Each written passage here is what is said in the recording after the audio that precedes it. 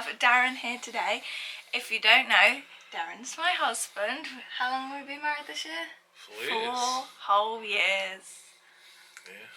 How have we survived? I don't know. But if you want to see more of Darren, he's in a lot of the vlogs, so. But he's joined me today. He doesn't really know what he's getting himself in for, but I thought we would do sort of like a Q&A type thing about me and my mental health and like your experiences with it. So he's not seeing these questions, so let's jump straight in. When was the first time you realised that I suffered with anxiety?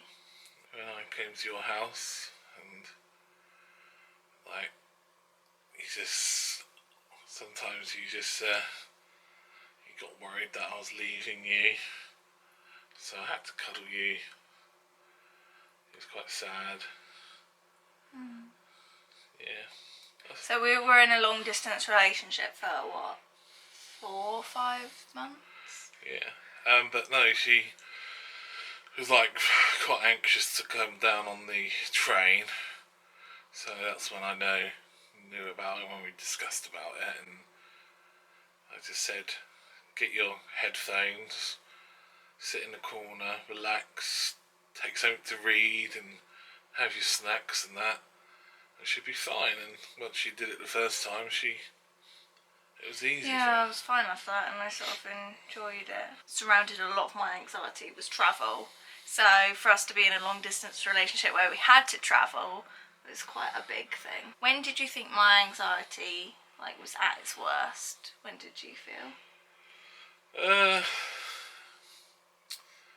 noticed after you come off holiday, your anxiety seems to be a bit more up.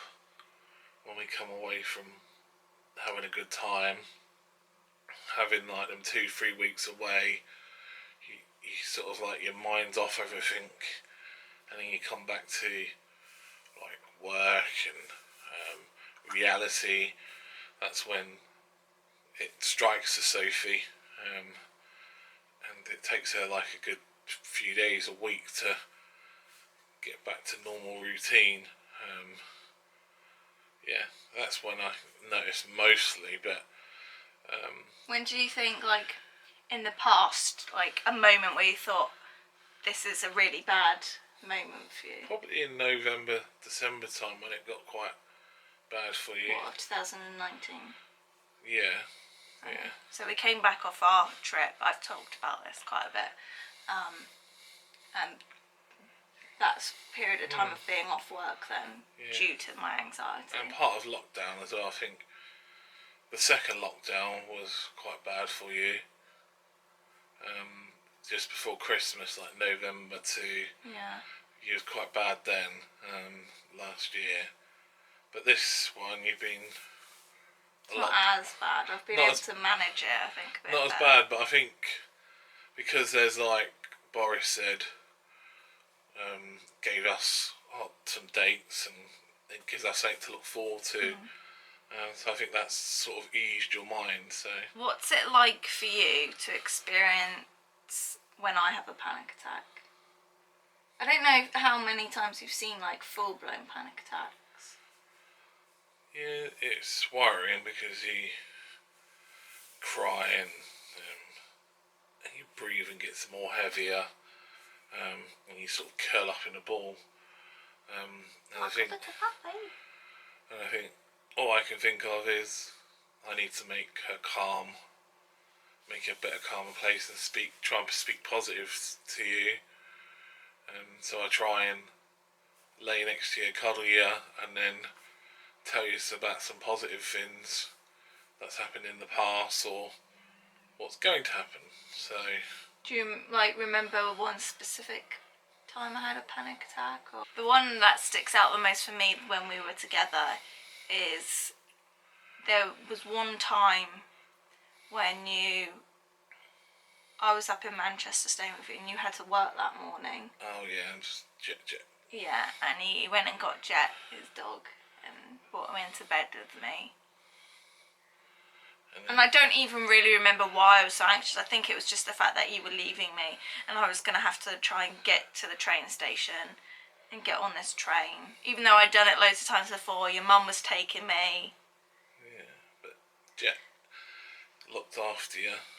Yeah, he came and cuddled me and that was nice. Oh! Oh! Must find my I want to be in the video. Come here then. Come. Oh, come here. Oh, come here. Say hi. Say hi to your fans. Hello. Hi, Daddy. Hi, Daddy. I love you.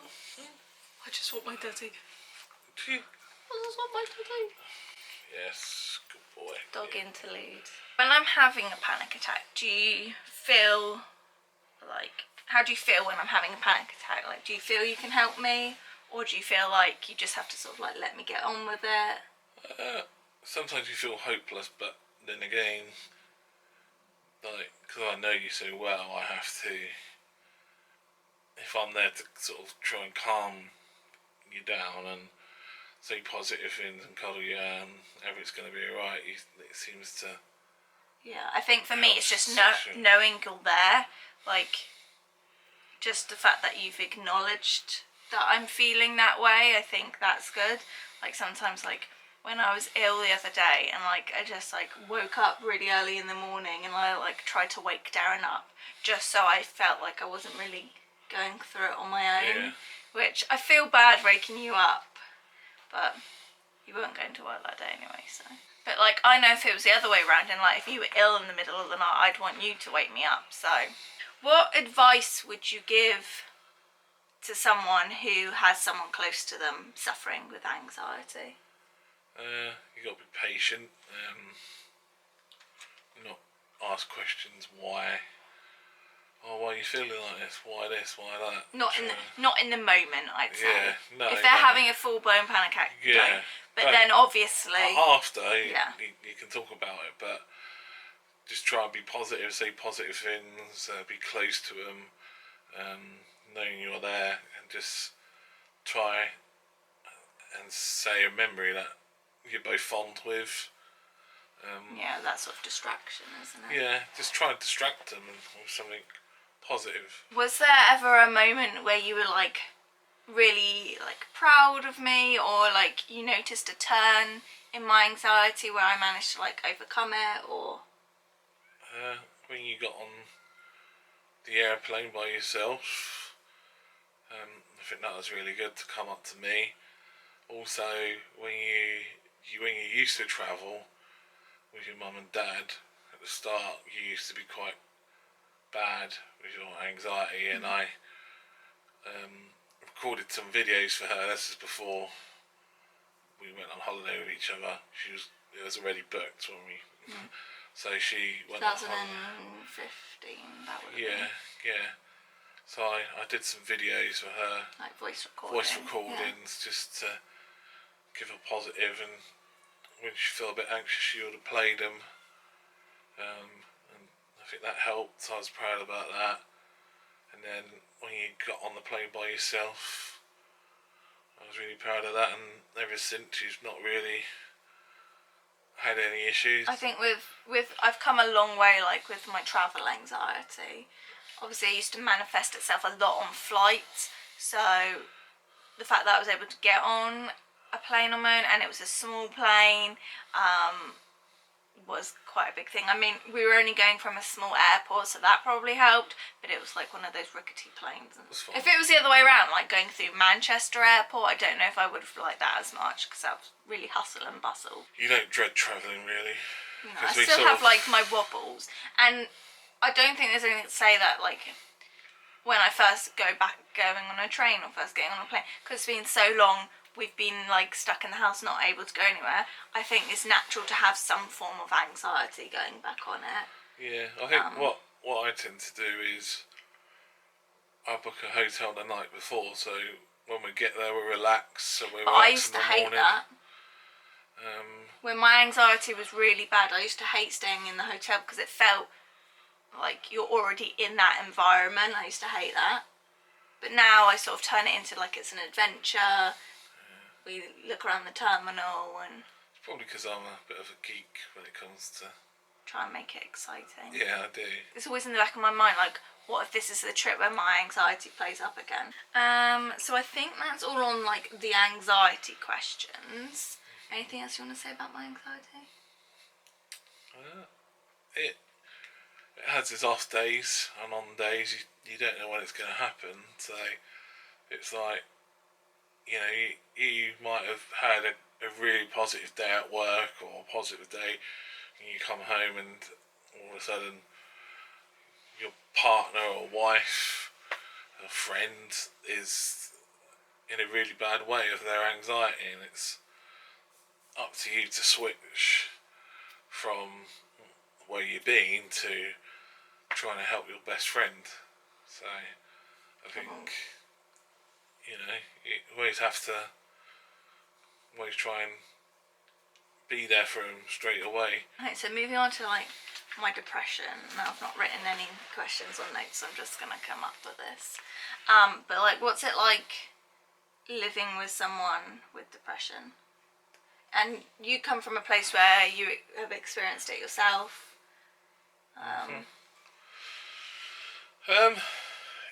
You don't know. It's a bit like anxiety, isn't Yeah. it? You don't know when it's going to roar its angry head in a way. You don't know what's gonna... You know, you have to... Some days you just don't want to get out of bed. And I know that's Sophie, she doesn't want to get out of bed when she's having a bad day. So, yeah, you try and persuade him to get out of bed and not try and put too much pressure on him. It's okay to have a bad day. It's okay to sit around and do nothing.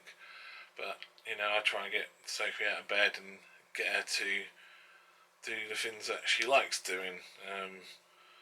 You know, like knitting, reading a book, watching YouTube videos, or watching something brilliant, or going for a nice walk.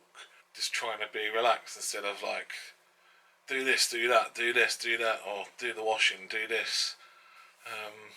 You know, you don't want to push that person. Depression is hard because you don't know. Everyone reacts differently. You know, it could be mood swings. People can have a go at you for no reason, and you just need to be like, okay. You just need to take it on the chin. I find, like, sometimes I try and hide it more from you because, like, I don't want to say I'm having a bad day whilst you're at work and then, like, bring you down whilst you're at work. Yeah. Or, like, because I know you suffer as well with mental health, I don't want my bad day to become your bad day as well. Yeah. But what I tend to do is I do suffer with depression, and I hide it from Sophie quite a lot because I'm a protector. I like to protect people, and I don't tell Sophie about it because I don't want her to feel sad. So When do you think, is there a moment where you thought it was particularly bad for me? You can say anything. yeah, because when you turn around and say you and Blue are better off without me, it's quite tough because Blue's just licking his hand. Blue, stop. Stop. But you think you're hopeless in that way because you can't. What can you do? And you just think, well, aren't we good enough for you for saying that? And we, you know, would be lost without you, and we would never be better off without you because you're part of our life and we want it. I think also sometimes when you're so deep into that and you are thinking that, it's almost like it's not you saying that, it's like the depression is its own thing. Yeah. And I think sometimes you can't take it, it's hard not to take it personally. Yeah. And like I and for me specifically, you know that it's not because of you or Blue or anything like that is the reason that's causing the depression. Yeah, I know, but it's just tough. Do you think there's anything positive that's come out of me having anxiety or depression? You become a tougher person.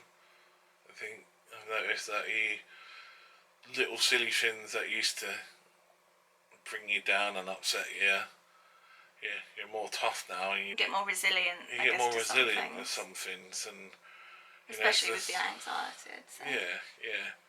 You sort of toughen up and go, yeah, I can do that. And then one example is when I first met you, wouldn't say boo to a goose. Now, do you know what? You sound just like how Mum and Dad were, and we're turning into them, Darren. no, you're like a bloody. Because I think I was just I'm still quite an introverted person, but Darren's she's in line. Reel me back. When she's in line, they're getting too close. I'm going to say something. I'm like, shut up, so don't cause a scene. So, yeah. I think that's just being with you, toughened up. Yeah. And then sort of like my last question that someone actually commented on my last video, my shopaholic video. What is it like living with someone who suffers with obsessive buying disorder or being a shopaholic? And we're not talking like the occasional spend, I feel down, well, if you've not watched those videos, I'll link it in a card, go watch it. But it's tough because you know the reason why they're doing it, but it's tough for me because I have to be like, well, he has to be the bad cop. I have to be the bad cop. So we're not gonna,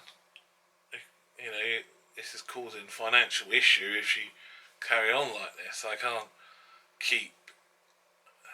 And sometimes that fuels the cycle, doesn't it? Yeah. Because then I feel bad. And that's part of like my depression as well, was like feeling like because I'm not going out to work at the moment, I can't work because of my depression. It just goes in that great vicious circle. And yeah, it's tough to word things as well, like because she's not working and I have to be careful what I say. And it is really tough. You can't just turn around and go, stop bloody spending and stuff like that. I mean, you say that sometimes, but I know it's like jokingly. Yeah. But we have sat down and had like proper conversations about it. And yeah, but it's tough because I'm like thinking, well, we can save a bit of money this month and this month and this month, but. And like in my mind, I might have had a really good month with like not spending as much, but to like the ordinary person. Yeah, it's tough. It is tough because it affects like doing trips and stuff like that. If it carries on, that's what it will do. We wouldn't be able to go to Disney. That's what I think Sophie needs to probably realise, that if she wants to go to Disney, she needs to cut out the spending, which she has done, I think. Yeah, sometimes you have to say things, even though it's going to be tough, but they will understand. I know that whenever you're saying it, it's coming from like a loving place. Yeah. And like, you know that I'm trying, even though it seems like I'm always trying at it and never getting much better. Yeah. But do you think there's much support out there for people with a shopping addiction? There's not really much support for people with mental health issues.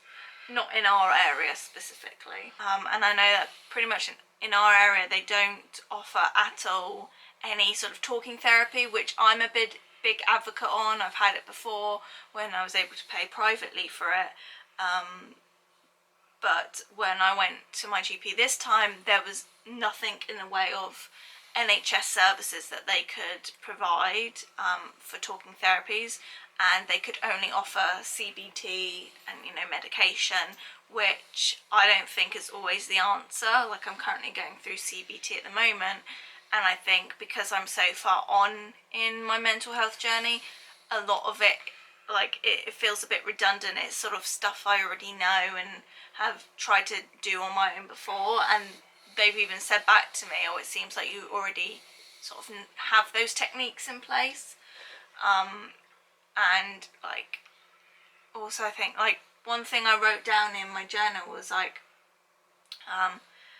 there was some event that happened, and then it made me want to go out up to Tesco and have a look at the clothes and books and want to buy something. And like, her response was, oh, even I have that every now and, like, oh, I suffer with that every now and again.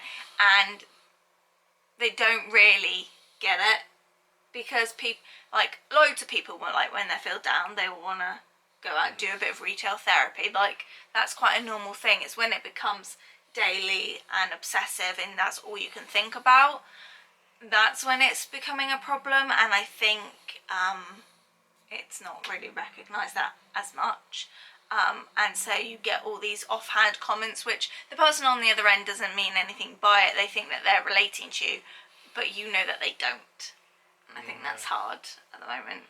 I'm lucky really. My work paying for 6-hour sessions with a counsellor.